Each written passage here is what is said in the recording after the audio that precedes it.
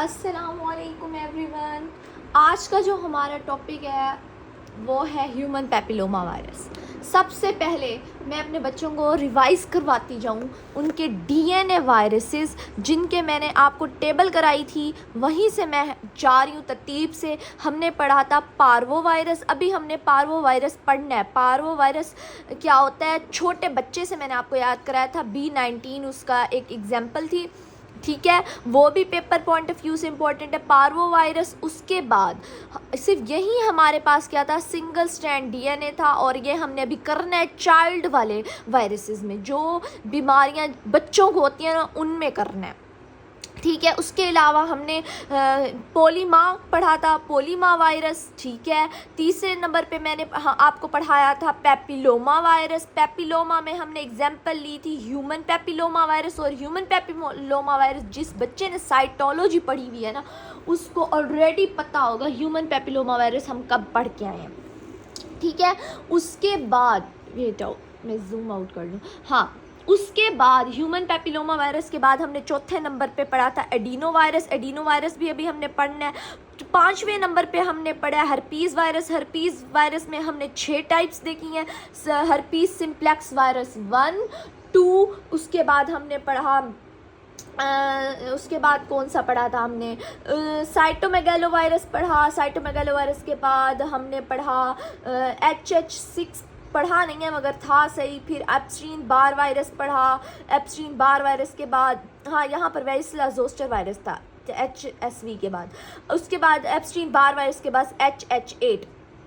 और मैंने आपको हमेशा एक बात याद रखना, मैंने आपको एक पॉइंट बताया था कि हर्पीज़ वायरस में एक MCQs आता है, कौन सा वायरस, कौन से ऐसे टाइप है जो कार्सिनोमा कॉज करते हैं, जो कैंसर कॉज करते हैं, जो ट्यूमर कॉज करता है। एक ह्यूमन पैपिलोमा वायरस था जो B सेल लिम्फोमा भी करता है, बर्किट लिम्फोमा भी करता है, नेजोफेरेंक्स भी करता है, हॉजकिन लिम्फोमा भी करता है, और HH8 कार्पोसीज सार्कोमा करता है। ये 2 आपको याद होने चाहिए।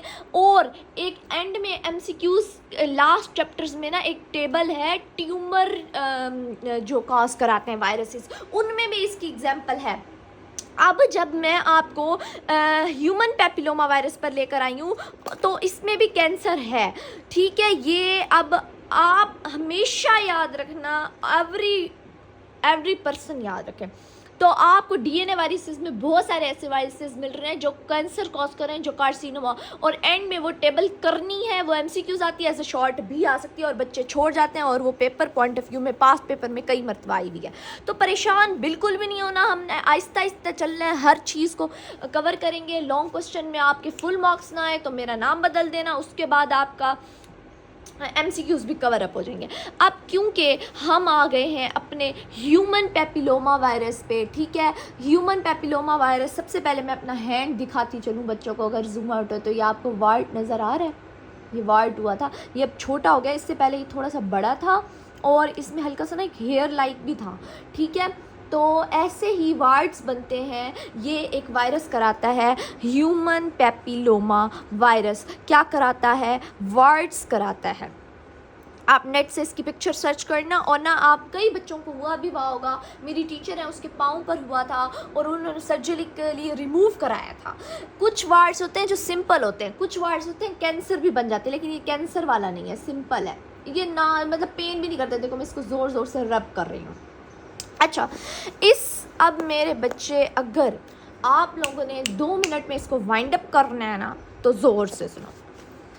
ह्यूमन पैपिलोमा वायरस, पहले क्या होगा, मैंने हमेशा स्टार्ट कराती हूँ ट्रांसमिशन से।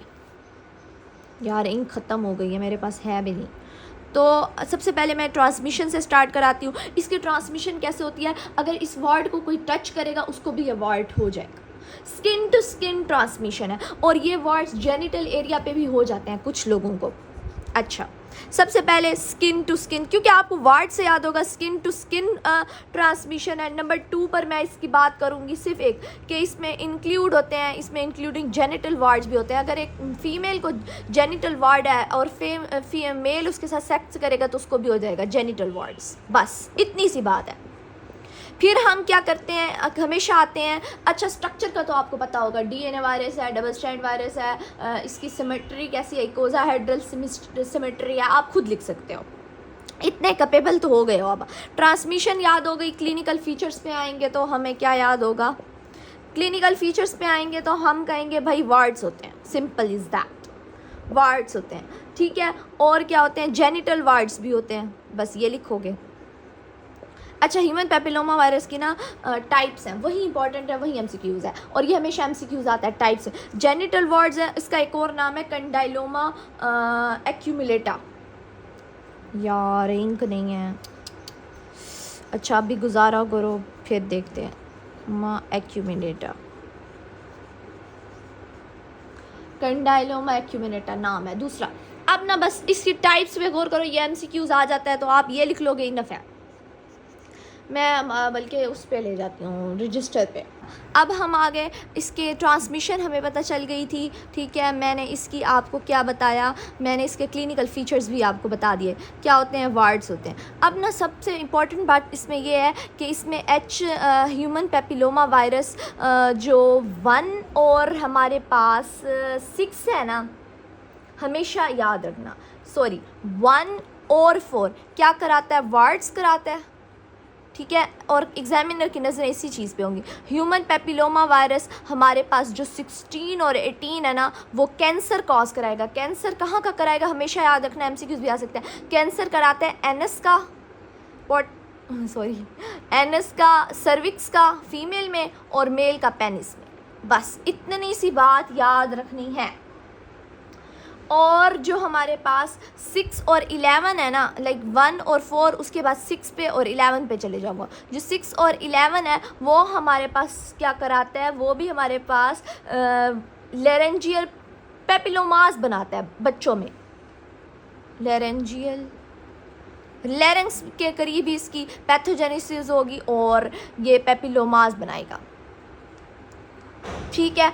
और आप इसकी पैथोजेनेसिस में क्या लिखोगे, बहुत इंपॉर्टेंट है इसकी पैथोजेनेसिस, हमेशा याद रखना। और ये एमसीक्यूज आता है, पास्ट पेपर का मोस्ट इम्पॉर्टेंट एमसीक्यूज है। और मैं इसको अगर लिखूंगी तो मैं किस में लिखूंगी, इसमें क्या नज़र आते हैं, कोई इलियोसाइट्स,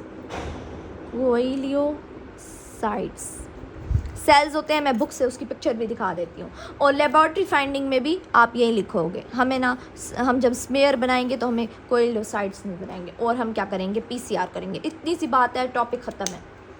और लाइफ साइकिल में मैंने आपको क्या कहा था, खुद लिख सकते हो। अब हर बच्चे को पता है लाइफ साइकिल खुद लिख सकते हो। जब आपको एक टेबल, मैंने आपको जब कह दिया ये टेबल आपने याद करना ही करना है। आप हर वायरस में अगर ये टेबल लिख लो, अगर हेडिंग दे दो, attachment, penetration, uncoating, viral messenger RNA, protein synthesis, तो कोई गलत नहीं कर सकता। आपको कहीं ना कहीं नंबर, फॉर एग्जांपल 5 नंबर का है तो 3 नंबर तो लाजमी पेपर चेकर देगा ही देगा, तो परेशान बिल्कुल भी नहीं होना। बस 2-3 एमसीक्यूज़ के लिहाज से मैंने आपको प्रिपेयर कराया। सबसे पहले आपने देख लिया ये कार्सिनोमा भी कॉज कराता है, इंक्यूबेशन पीरियड भी है इसका। हॉलमार्क क्या, कोइलोसाइट्स नज़र आते हैं पैथोजेनेसिस में। स्किन में क्या कराता है, वार्ड्स कराता है। जेनिटल पे वार्ड्स कराता है। और इसमें बस टाइप्स आपने देखनी है कि ह्यूमन पेपिलोमा वायरस 1 और 4 वार्ड्स करा रहा है स्किन पे, जेनिटल वार्ड्स भी करा रहा है, 6 और 11 करा रहा है, जेनिटल वार्ड्स करा रहा है, 16 और 18 क्या करा रहा है, ये कार्सिनोमाज ऑफ सर्विक्स, पेनिस और एनस कर रहा है, ठीक है। और इनकी लेयंस को इंट्राएपिथेलियल नियोप्लाज्मा, और इसमें पीसीआर और कोइलोसाइट, सिंपल इज़ दैट।